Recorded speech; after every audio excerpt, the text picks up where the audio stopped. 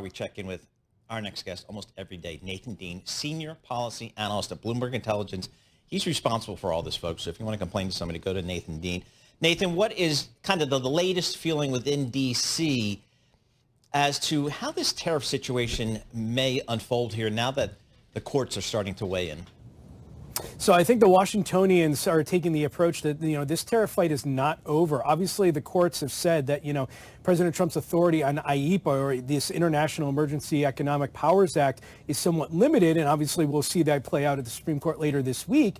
But, President Trump has other tools in his tool belt. Now, I'll say things like Section 122 or 338 or 301. But what you need to know is President Trump does have the authority under 122 to implement a 15% tariff right away up to 150 days. 338 can go up to a 50% tariff. Now, this 301, 232, that requires investigations. Where I'm going at with this is that there are other tools that President Trump has to implement these tariffs. And so the courts came down on IEEPA, and that's certainly that court case is going to play out. But if the White House decides to retreat and says, you know what, let's go about a different avenue here, and this is what Peter Navarro hinted at when he spoke earlier on Bloomberg Television, they can certainly reinstitute these tariffs. It's just going to have to go through a different process. The good news for investors, though, is that the process is usually a little bit more transparent than President Trump just implementing these via Truth Social.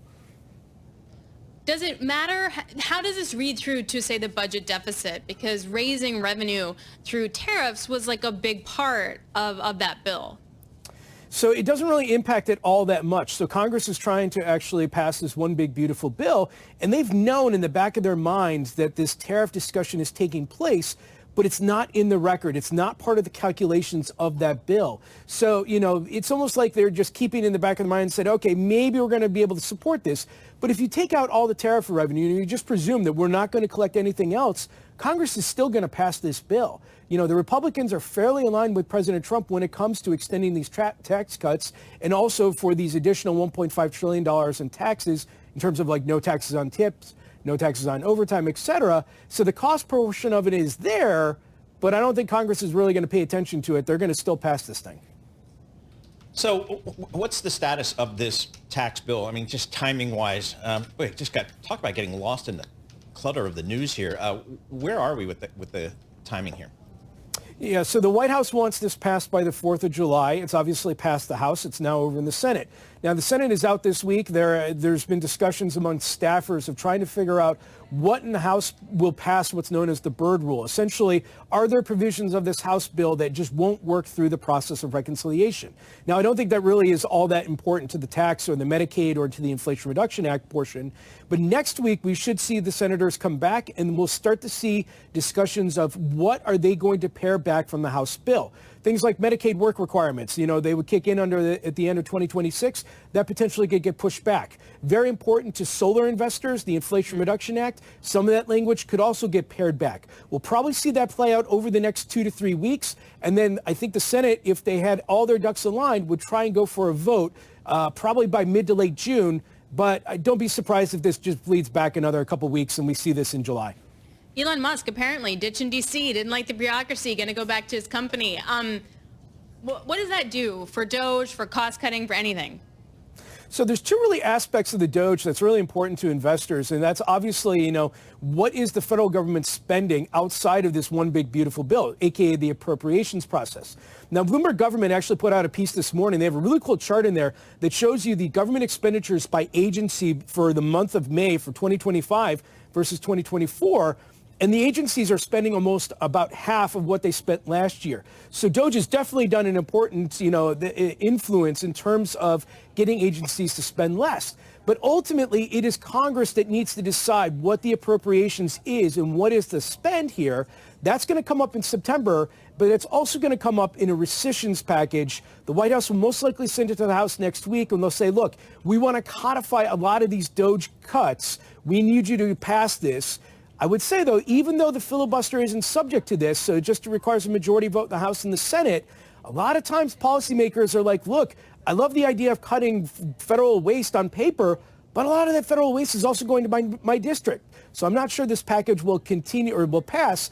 And I will say, just at least at a first glance, we're not seeing many market impacts to this rescissions package. All right, I'm just looking at some BI litigation.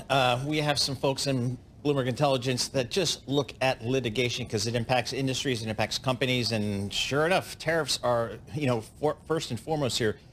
BI litigation analysis thinks there's a 60% chance the Supreme Court will side with the court's ruling and that tariffs may exceed the president's authority, but it will be very close. So that seems to be what President Trump and his administration are betting on, that they can get this past the court. Yeah, so that obviously, that's my colleagues, and my colleague Holly Frum is the one that's leading this effort. She's actually chatting with clients as we speak. But I will say that I was talking to her prior to coming on air, and she said that if the Supreme Court were to come out and say, we are going to take up this case and potentially implement a stay, that could be indicative of their thinking going forward. Because the red line that you showed before I came on the air talked about how the Supreme Court could potentially take this up this week. If we see signs from the Supreme Court that they're somewhat amicable to fast-tracking this, ultimately it could be beneficial. Now, still, it's very close to call, but Holly's original timeline is that if the Supreme Court says that they're not going to take it up, and this actually may have to go through the Court of Appeals and so forth, you would see an ultimate decision on this in the fourth quarter of this year. What kind of questions are clients asking you right now? Like, the world's really changed in the last couple of weeks. What are they asking you the most? Well, obviously with today, it's the tariff news and how are companies preparing for this. Our tariffs are off as we speak, and our response to that is obviously, the White House has the ability to appeal. They have appealed.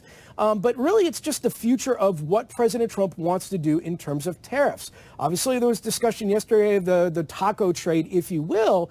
And what I will say is that President Trump truly believes in tariffs. He still believes in them. He believes in them as a point of leverage and a point of negotiation. And so whether or not it's using IEEPA or Section 301 or Section 232, tariffs are here to stay, and they're most likely here to stay for the next 4 years. But are you getting a tariff like 145% tariff on China, or are you getting a 10% tariff on the United Kingdom? Those are the questions that the clients want to know, and we'll see that play out over the next few weeks and months. And Nathan, I can't help but notice that the Democrats are awfully, awfully quiet these days. They've been since the beginning of President Trump's administration. And my understanding was, yes, they're a minority, but not by much. And it was razor-thin majority for the Republicans. It doesn't feel that way from the Democrats. Am I overthinking that? No, actually, the Democrats are somewhat irrelevant when it comes to tariffs and also the one big beautiful bill, because tariffs, President Trump is doing this via executive authority, so the Democrats aren't involved. And when it comes to the one big beautiful bill, they're doing it via reconciliation, which bypasses the Democrats. But the Democrats will be able to start to fight back later this year, because once the big beautiful bill passes, that's about it for Congress. And so come September, you're going to have things like the government funding or a government shutdown and so forth. And the Democrats are really going to try and start positioning themselves for next year. It's just that the Republicans are using procedures and processes at the moment that bypasses them. And as a result, Democrats are really struggling to figure out how to combat that. All right, Nathan, really appreciate it. Thank you very much, Nathan Dean, Bloomberg Intelligence Senior Policy Analyst. He's definitely really busy, but I feel like maybe things have calmed down a little bit for him. Yeah, and he's relative from what they were like a month ago. His breadth of knowledge just amazes me about how all that stuff works down there, and kind of who does what bill markups here. I mean, he and Henrietta Trez, you get them together like at a cocktail bar in Georgetown. They could just go nonstop. Oh yeah, super fun. Yep. And then